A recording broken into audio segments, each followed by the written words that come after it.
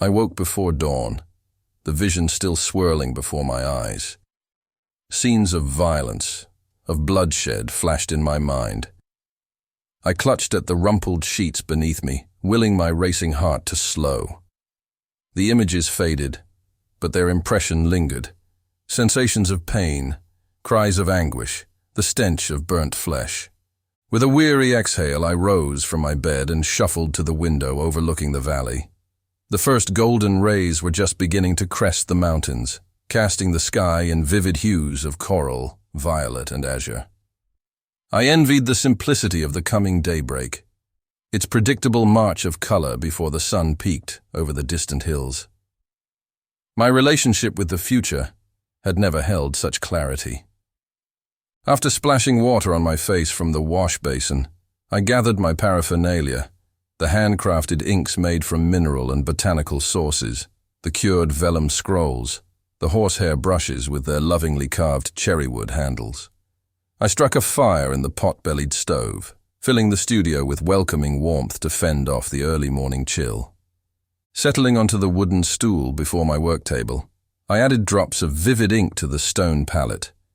Vermilion the color of blood's surge, lapis like the midnight sky, earthy umber like freshly turned soil. Their rich scents mingled, the way familiarity mixes memory. These inks had revealed many secrets over the years, but on some days the visions they exposed proved more burden than gift. I stared at the blank vellum before me, willing the images to flow. A moment passed, then another, but nothing emerged. I was split, eager to progress, yet dreading what might take form. The visions I painted held power. They granted glimpses into what could come to pass if current threads were followed. Kings and nobles paid fortunes for my work, seeing prophecy in the scenes. The drew guidance from the art, using what they found to alter negotiations, avoid risky ventures, prepare for coming storms, both real and metaphorical. They trusted in fate. But at times, I envied those with the luxury of blindness. For once, an image took hold. The drive to prevent the outcome often followed, like an itch demanding to be scratched. I stood abruptly, nearly upending my inkwell. I paced the studio, gazing out the eastern window where the valley had now burst into golden light. The village was beginning to wake. A curl of smoke rose from a cottage chimney. A farmer led his mule out to the fields. What foreknowledge had I of their day's events, of the child who would laugh, the meal that would satisfy, the affection that would be shared? I drew a breath, centering myself in the simplicity of the present before the future could intrude with its burdensome possibilities. With deliberate steps I returned to my stool, observing my patient vellum awaiting release. As daylight gently filled the studio, I let my mind empty, and my hand begin to move almost of its own will. Steadily, shapes emerged. A hillside, a crumbling wall, an ancient oak split by lightning. Recognition teased at the periphery. I loaded more ink, this time adding flecks of precious lapis for greater hue.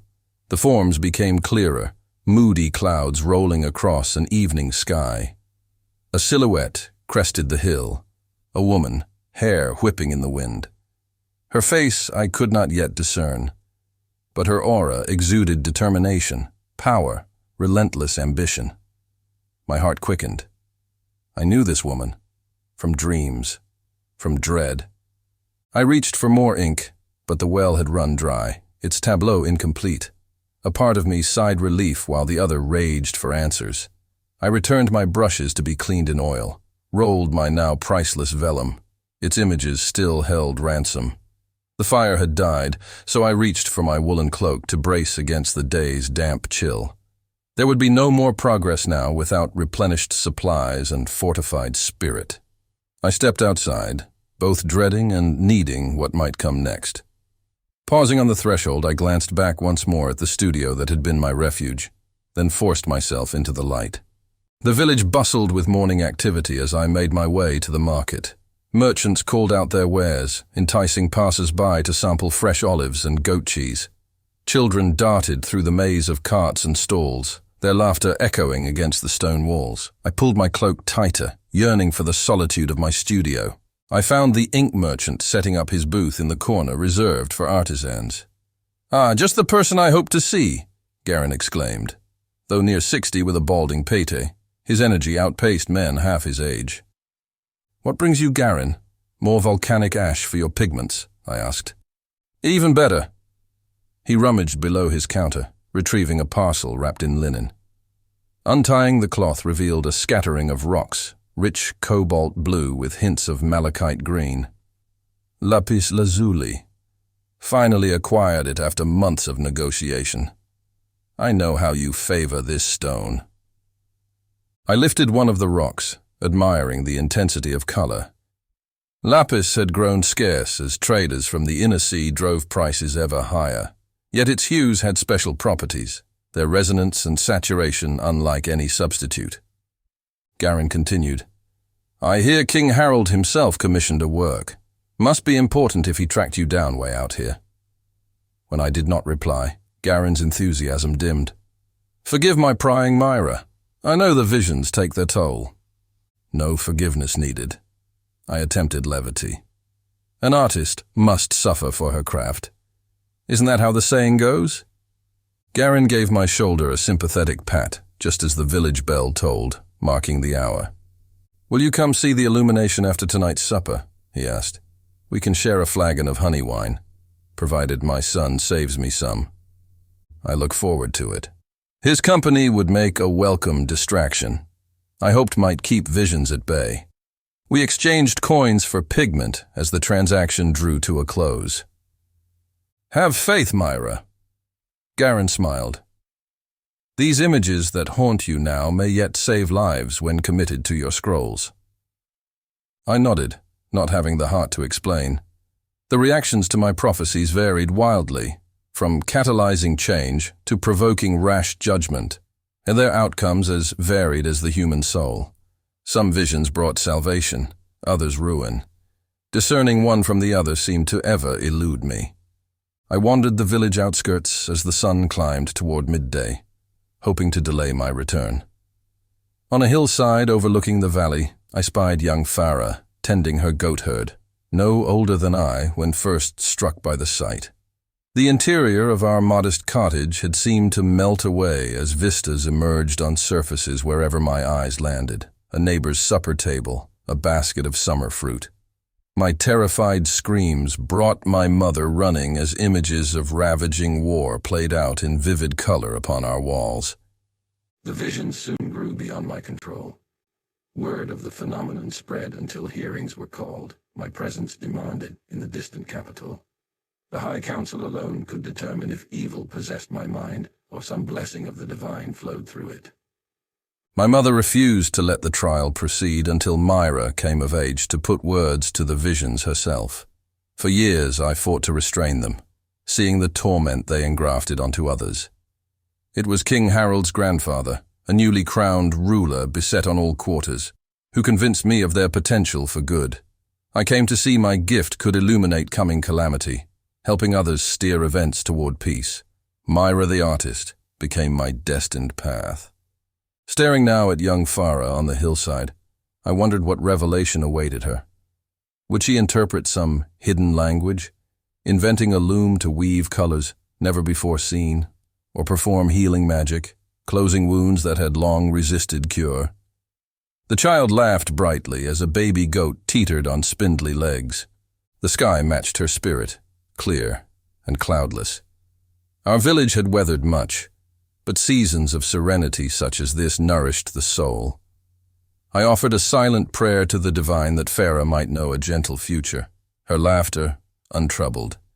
My own gift felt a feeble and unwelcome sacrifice if it could help secure her peace. I continued my aimless course along the valley's rim, gathering wildflowers to brighten my cottage. Their cheery faces would greet me come eventide, but as the sun slid below the horizon, weariness crept into my limbs, my pace slowing. I could delay no more. With reluctant feet, I climbed the winding path to my studio door, both wanting and fearing to know what visions might emerge with the replenished ink. My hand trembled as I unrolled the vellum scroll, its surface still half complete with the landscape and mysterious woman. I stoked the studio fire, shadows dancing across my work table. Night sounds echoed from the valley. A distant owl, wind rattling the shutters. I squeezed my eyes shut, straining to summon anything but the visions I feared awaited. Artists know, however faintly, the image that beckons from within. Pigment and brush stand ready to give form to some primal prompt. What matter then, whether such prompts arise from genius or madness? I envied those that saw only the painting, oblivious to its master's demons that scratched relentlessly for release. Resigned, I mixed more vivid lapis ink, bracing myself for the onslaught.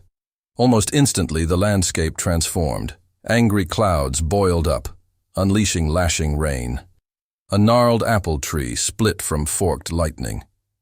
The woman stood silhouetted, untouched, her mahogany locks unfurling like serpents. As her visage rotated into view, recognition gripped me.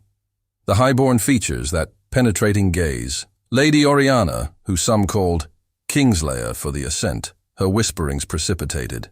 None proved her involvement, but rumor alone can prove weapon enough if sharpened well.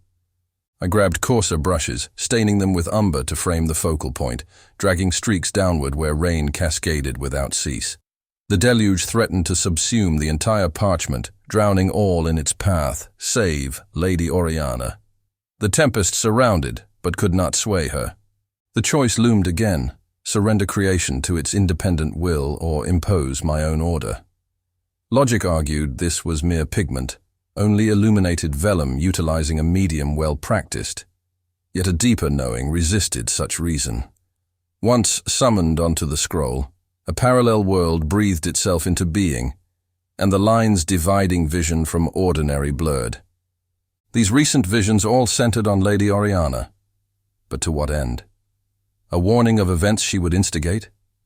Or rather, victim of circumstance, her staunchness requiring protection. Imagery alone did not distinguish. I longed to show Garin, to glean his insight and lance this boil of apprehension the dive into divination always birthed. I rolled and carefully stowed my work, then braved the downpour to Garin's cottage adjacent the village square. Glowing lanterns within promised warmth and muffled conversations. My knock broke the temporary silence until Bram, Garin's son, swung open the rough-hewn door. "There she is! The star attraction," Bram pronounced to the dozen or so gathered. They hailed from across the countryside, those able to leave duties behind for a night's entertainment. Word of my arriving work had spread. I nodded greetings to familiar faces: Emmerich, the brewer, Clarice, the wandering tinker, and young Tobin the shepherd, still scrubbed red from a long day in the high pastures. Their expressions spanned eagerness to apprehension. My reputation for ominous harbingers preceded me. "Come in from the damp, Myra." Garin approached, handing me steaming tea laced with brandy wine. "We nearly sent out a search party. Rather this storm than to be late for your hospitality." I forced a smile over the cup's welcome rim as I drank deep. "Well, don't keep us in suspense then," Bram urged with playful bluster. I seated myself near the fire and retrieved the vellum from my satchel. A hushed anticipation descended as I slowly unrolled and mounted Lady Oriana's countenance upon an easel for all to see. What tale would this fine lady now spin for us? I wondered silently. A collective gasp filled the small room. Eyes widened, mixtures of awe and unease as they observed the lifelike nobility now on display. Young Tobin nervously searched my own expression, as if to ascertain esteemed guests from perilous fiend. The image provoked both reactions. Emmerich stroked his bushy beard before finally breaking the spellbound silence. Surely that must be Lady Oriana, who staved off raiders beyond the Emerald Pass last year. Though I've heard less flattering talk of her ambitions. "That may be," Garin replied softly, "but Myra's rendered her likeness flawlessly. See how even the embroidery of her cloak matches the legend." All peered at the intricate silver threading seeming to stand off the very parchment. I listened uncomfortably to their remarks, longing to re-roll the scroll and excuse myself back into solitude and doubt. What good could come from beholding another's fate?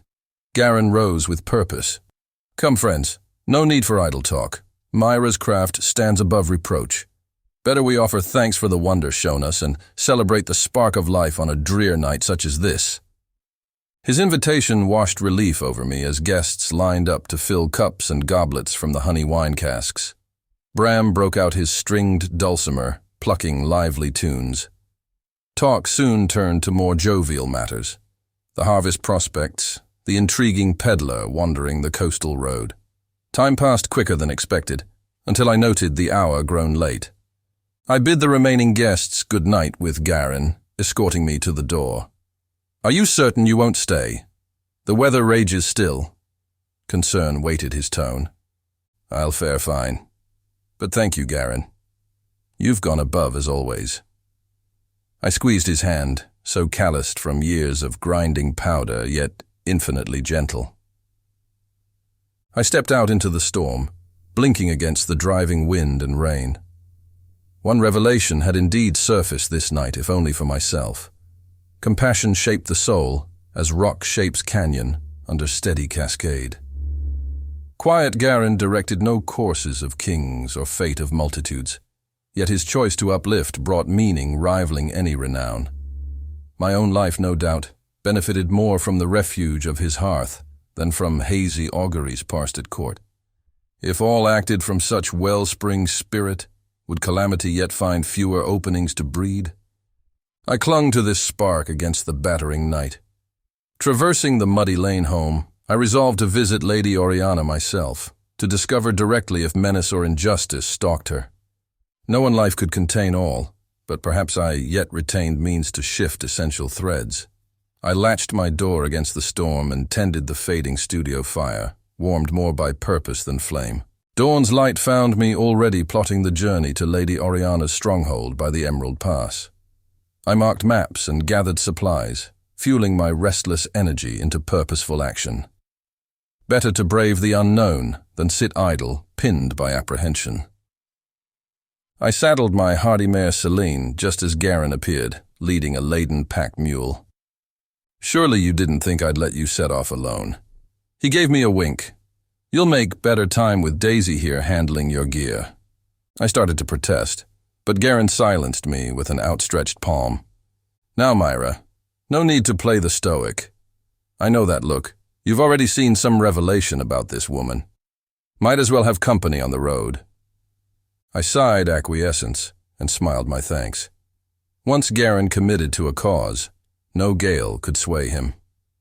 We mounted up and headed northwest, where the coast range loomed azure in the distance. We traveled for several days, following the Amber River upward into the high country.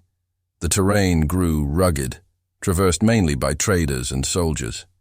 We camped beneath an umbrella of stars, kept comfortable by Daisy's supplies and Garin's boundless storytelling. On the 6th morning, we crested a rise and caught first glimpse of Oriana's reputed fortress by the Emerald Pass. Its fluted spires rose gracefully from the craggy slopes. Garin gave a low whistle. More akin to a palace than some remote outpost. Are you certain your vision showed attack, Myra? This hardly looks ripe for plunder. I followed his gaze. Indeed not, though appearances can deceive. Shall we go meet the lady in question? Garin grinned. Thought you'd never ask. We made our approach openly along the main trading road. Guards spotted our arrival and stood ready at the gate by the time we halted before the towering iron-reinforced doors. One stepped forward, hand on sword hilt. State your names and business. These parts can prove unsafe for wayward travelers. I introduced us. We've come long miles and merely ask hospitality for myself, my companion, and our beasts. Word of Lady Oriana's domain has traveled widely. I should like to see if legends ring true. The guard eyed us skeptically.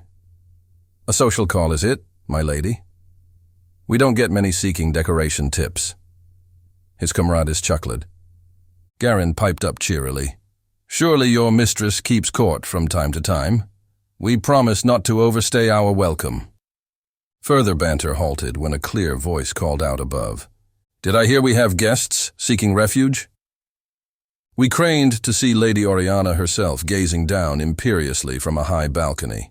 Even without my vision, I'd have recognized her countenance instantly from royal portraiture. Up close, she exceeded any rendering, radiating authority and ruthless observation.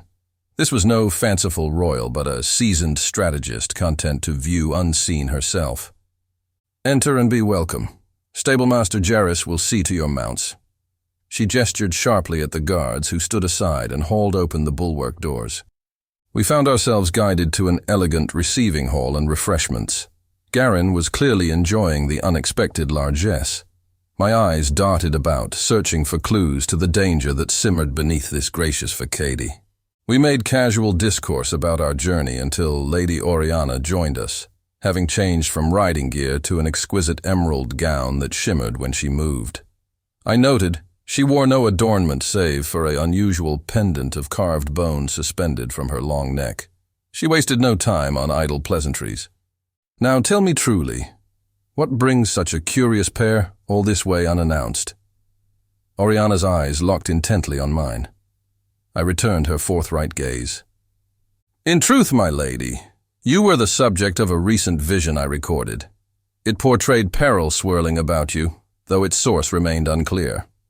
I merely hoped to convey the message, vague as it stands." Amusement flickered across her features. "You're the exiled messenger, then? The artist who sees truth before it unfolds?" I bristled somewhat at her tone, part curiosity, part ridicule. "I do not claim to channel such lofty powers for myself, or anyone, my lady. I possess a heightened sensitivity. 'Tis all. Take the account as you will." She studied me silently, as one might an unusual discovery that proves more nuisance than prize. Finally, she spoke. "I applaud your efforts even if misguided. This fortress was raised precisely to quell idle gossip from reaching my ear. But enemies loom on all fronts, make no mistake." Her forthrightness surprised me. "Might we be of service, my lady? An extra sword arm, or shrewd observer?" Garin offered gallantly. The trace of a smile graced Oriana's features before vanishing. "Your courage shows, but this battle remains mine alone. I've lingered too long already. Please enjoy my household's hospitality tonight for your trouble. I wish you safe journey home." She exited abruptly, her gown sweeping behind without further word. Garin glanced at me quizzically. "Well, Myra, what say you now? Our hostess plays her game close to the chest, wouldn't you agree?" I nodded slowly, more puzzled than before. If Lady Oriana courted danger, she hid it masterfully behind elegant facade and disappearances. I resolved to make one last attempt at unraveling the mystery before we departed this stronghold. Garin had done enough by accompanying me this far. The final steps must fall to me alone. I bid Garin good night after a lavish supper befitting royalty. Lady Oriana did not show to dine, but I felt her calculating eyes upon us from shadowed recesses. Curiosity or suspicion I could not discern. Regardless, the time had come to seek direct answers about her endangered circumstance. Propriety be damned. I slipped past snoring guards in an unused wing of the keep that showed signs of aged grandeur now surrendered to neglect. Passing a cracked mirror, the candlelight caught my own reflection looking pale and ethereal in a gossamer night shift. Had I wandered into the realm of dreaming? Would my mission prove mere fantasy with the dawn? I clung to tactile sensations, the chill stone under my bare feet, the lingering aroma of roasted quail and honeyed figs. I must evade distraction, I reminded myself. Much depended on steadied purpose. Moonlight shafting through fractured columns and blown-out walls lent the abandoned hall a spectral aura. This had been someone's proud domain, now given to desertion and slow decay. Did all earthly glory pass thus until reversed or ruined? For what ends had Lady Oriana annexed this abandoned palace, and why the secrecy surrounding her presence here? My pulse quickened, a prickling on my neck hinting hidden scrutiny. I was not alone in this extinct relic hunting clues. I found a small library, likely once the site of intellectual discourse and strategy planning long ago. Now most shelves gaped empty, save for a few remnants peeling parchment, a moth-eaten manuscript in Greek, an odd little volume on hydraulic engineering. One remaining stack showed promise, annual records of crop yields and taxes rendered in the kingdom going back decades. Why had Lady Oriana preserved these nondescript documents? I lifted the most recent registry, scanning columns until a curious detail seized my attention, a tiny glyph inked in the margin beside one fiefdom's expected grain contribution. I peered closer, realizing with a start the mark was identical to Lady Oriana's tattoo at the base of her neck.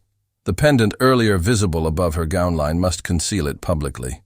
Could she be signposting monies siphoned secretly from once prosperous estates now mysteriously failing? The ledgers could implicate high treason if so. By simply receiving her, Garin and I could appear complicit in suspected fraud against King Harold himself, who'd shown me undeserved grace. Anxiety seeped through my bones at the thought. Noise at the chamber door broke my racing speculations. I spun to see Lady Oriana filling the doorway wearing the same bone pendant on a chain, outside her loose bedclothes. So she hadn't retired fully either, it seemed. Nor had her spying gone unseen. "Forgive the intrusion, my lady," I began, but she silenced me with one sharp glare. Gone was earlier cordiality, her gaze now hard as winter slate before a killing storm. "The only forgiveness needed shall be mine once you explain this blatant breach of courtesy under my roof." I stood frozen but compelled answer. I merely hoped to understand your circumstance better in order to assist if danger encroaches as depicted." She crossed the room slowly until we stood nearly face to face. "And now that you've pierced supposed secrecy to satisfy personal whim?" Her words dripped scorn. "Tell me, have your great powers gleaned the enlightenment so urgently sought?" Hot shame began to crawl up my neck. She mocked what I held sacred, yes, but the violation had originated with me. I straightened and met her gaze directly. The time for truth had come, beyond all treasons or pride. "Only this, my lady, that heavy burdens need not be borne alone without consent. Your region shows bounty still. Let none claim otherwise." I gestured to the doctored tax records. But fortune and power slip facile from any grasp in time. The vision stood to warn, not accuse. My voice faltered, then stilled, awaiting her judgment pronounced in ice or flame.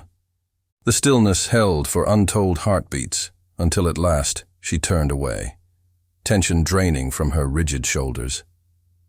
"You show courage, messenger, if not wisdom."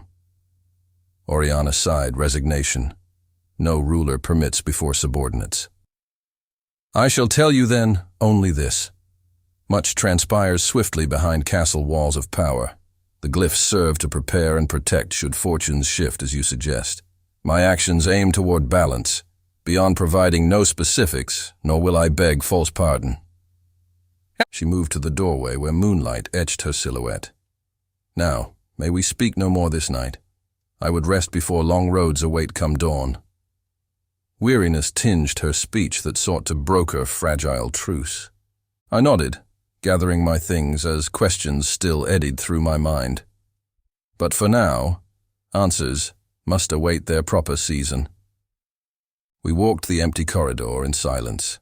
At my chamber, she paused once more. "You risk much in coming. For that I thank you, Myra." Without meeting my eyes, Oriana continued on, her shadow merging into greater darkness. My sleep proved fitful, dreams offering more riddles than respite. But the new day dawned clear and bright, as Garin cheerfully appeared to gather me for our return ride home. I bid Oriana brief but heartfelt farewell below the keep's soaring arches. Her gaze lingered this time, with what seemed reluctant admiration. "You will always have haven here should times require, my lady." I sensed truer rapport had been established between us. But the cost still overwhelmed. Too many unanswered questions, the the tax records with their cryptic markings begging further attention. Such fare seemed better suited to minds and consciences higher than mine. I clung to faith that truth would surface in its proper time. If Lady Oriana walked paths of conscience, might not additional light yet find her? Garin hummed contentedly over a full breakfast spread before we departed our enigmatic host. I drank in the stronghold's stern beauty one last time, knowing I'd gleaned all within my vision's will and capability. Time now to turn sights back toward home and less harrowing vistas. But inwardly I whispered, Godspeed to Lady Oriana and her strange empire skirting the kingdom's edge. Protect her designs, however opaque or extreme at core. I prayed silently. For life enough can bring unintended harm without further need self-imposed. We departed Oriana's fortress under high arching gates that echoed sharp hoofbeats into the morning air. I turned for a final glimpse as the parapets shrank, then disappeared from view around a winding cliff pass. Garin gave a wistful sigh. Quite the adventure discovering that mysterious lady's domain. But I'll be glad to put real feather beds under us again soon. I offered a tempted smile. Her world intrigues still, though. I wonder if our paths will cross again. All in due time, Myra. For now, I'm eager to see what inspiration these travels yield from your visionary hands. Might you paint the landscape hereabouts? These emerald foothills beg capturing. I laughed softly. For you, my friend. I just may try if my mind cooperates. I breathed deeply of the crisp air tinged with fragrant pine. Our meandering course today seemed tinctured by a peace unknown on prior legs of this expedition. Lightness pulled me skyward despite lack of clear resolution. We ambled leisurely, allowing the horses to choose their footing. By late afternoon, however, steely clouds rolled in, and the first fat raindrops splattered our shoulders. Thunder soon rumbled menacingly from the crest above. Garin scowled at the darkening ridges overtaking us. Best we find cover quick. I know a shepherd's cave near here we can shelter till this passes. We spurred the horses upward off the path for a steep mile, ducking just as the cloudburst released. Safe inside spread glowed the remnants of an old fire with wood neatly stacked further back in the cave's mouth. A simple nature altar with seed pods and twisted root forms stood curiously to one side. We rubbed the horses dry, waiting for the worst torrents to slacken, when a woman's startled voice echoed from behind. Oh, please accept apology for intruding without welcome. Garin and I turned slowly to behold a tall, slender woman in a homespun cloak, her arms overflowing with various harvesting finds, wild onions, currant branches, chanterelle mushrooms peeking from a gathered hem. Rivulets of water cascaded from her long silver hair and down her lightly bronzed face. Her wide-set eyes flickered golden green like sunlight through forest canopy. She seemed not the least bit bothered by her saturated state, but rather taken aback to find her sanctuary already occupied. I stood awkwardly. Please, madam. Think nothing of it. We took liberty from the storm's threat without realizing this cave was already spoken for. She set down her dripping bundles and waved off further explanation. By no means! It offers shelter enough for all. She set about stoking embers to flame again and setting a kettle to boil. I was simply not expecting company on today's outing. Some warming tea to amend the damp. Most grateful. Garin accepted 2 steaming wooden cups handed round. What brings you folks wandering this high country? The woman spoke gently with eyes hinting worldly insight. I glanced uncertainly at Garin. Something about this encounter held an unearthly quality, like we'd passed through some unseen veil. We recently took rest at Lady Oriana's fortress, I admitted carefully, though we found more questions than answers in the lady's strange kingdom.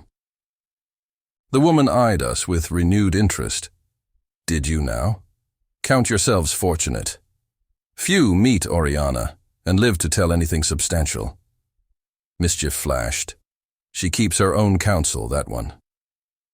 I studied the woman more closely, a wild supposition taking hold. Could this eccentric cave dweller have some deeper tie to our enigmatic hostess many leagues distant? The woman returned my gaze, then chuckled. "What is it, child?" I hesitated only briefly. Surely no greater offense than what had already transpired under Lady Oriana's roof. "Forgive me, but are you and Lady Oriana perchance related?" The woman blinked surprise, then released a long, melodious laugh that instantly set all cares to flight. "Ever bold in your deductions, I see. What makes you connect a high queen to a vagabond herb-gatherer?" I felt foolish and stammered unsure reply when her smiling eyes softened. She leaned forward through the firelight's flicker. "We all show relation, true enough. But some bonds run deeper than blood, enduring beyond ages and mortal designs. Your Oriana plays but one part, essential though it be." Cryptic response, yet something in her words resonated familiarity. Garin cleared his throat gently. "Might we invite you back once the rains pass? A warm cottage awaits, and I still have a few bottles saved for special occasions." He gave a hopeful wink. She smiled, her timeless features reflecting both child's joy and matron's understanding. "Most kind, but these hills span the only home I require." She reached again for her harvesting bags. "I'll leave you to your journey now the weather calms. We don't even know your name yet, or how properly to thank you." I suddenly couldn't bear to lose this transient contact. She turned once more at the cave entrance, haloed now by sunlight. "I'm called many things, but you may think of me as the Watcher, and thanks are not needed for what already binds." With that, she vanished quickly down the rocky slope before I could inquire anything more. Garin let out a prolonged whistle, shaking his head. "Well, Myra, I'd say that's our cue also." He stomped soggy boots, relighting the fire.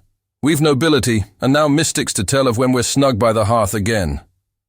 I tore my eyes from the vacant cave mouth where rain still dripped, the empty altar looking somehow more commanding without the woman's bright presence.